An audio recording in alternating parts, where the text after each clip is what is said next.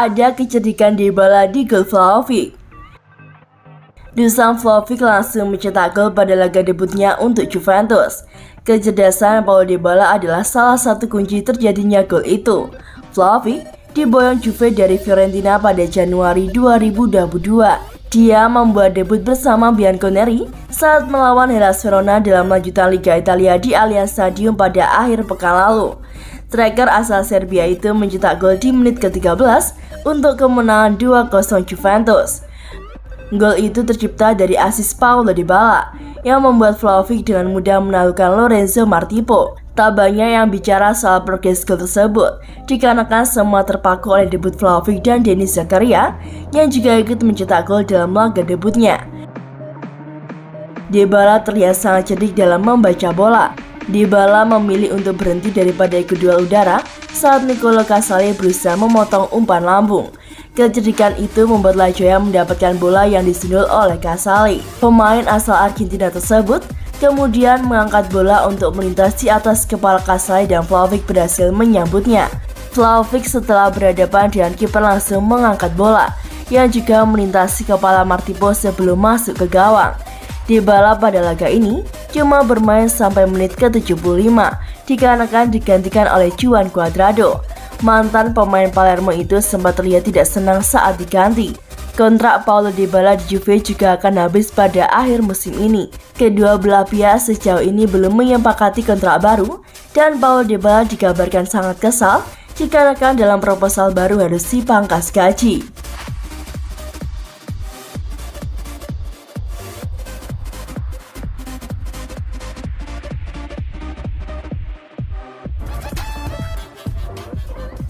Weston McKennie petik satu pelajaran penting dari Juventus.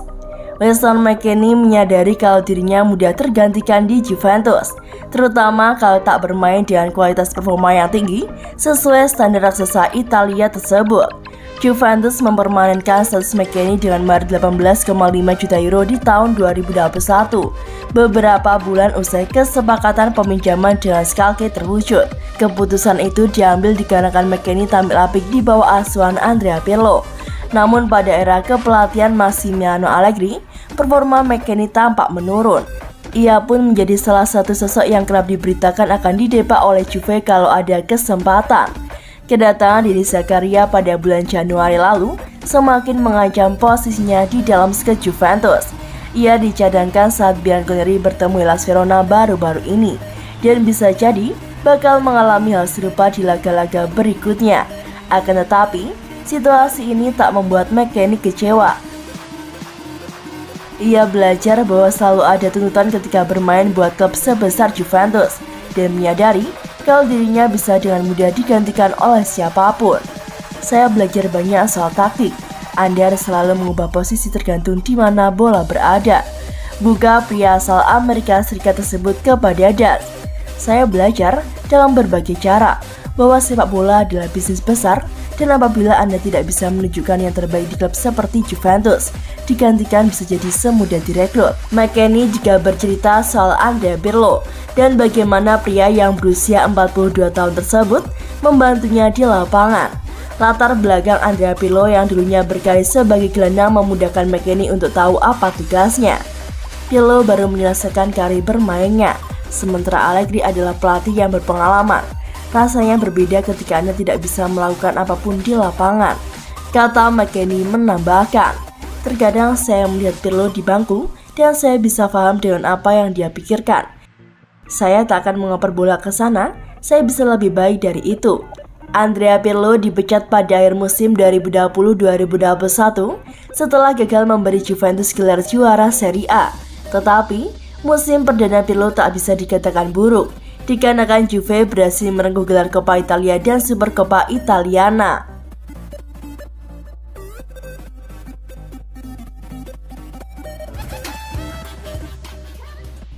Isu lama mencuat kembali, tegaskan Gerard Piqué tolak Mathys de Ligt gabung Barcelona.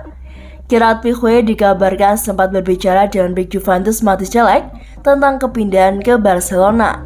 Kejadian itu pada tahun 2019 saat muncul rumor Barca menginginkan bek asal Belanda itu. Setelah mendapatkan Frenkie de Jong, Barca jadi lebih percaya diri mengejar talenta muda Ajax Amsterdam tersebut. Sport pada Selasa, 8 Februari 2022 melaporkan, Matthijs de Ligt ketika meninggalkan Ajax Amsterdam pada 2019 ingin menandatangani kontrak dengan Barcelona, tetapi ia berubah pikiran selama negosiasi usai mengetahui detail yang membuatnya tidak cocok.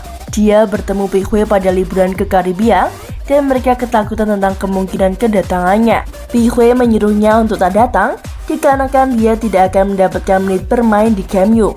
Piqué dan Clement Lenglet adalah bek tengah saat itu, di bawah pelatih Ernesto Valverde. Lenglet di kiri, Piqué di kanan. Sementara Matthijs de Ligt bermain di sisi Piqué. Pantas saja dia merasa terancam di Barcelona.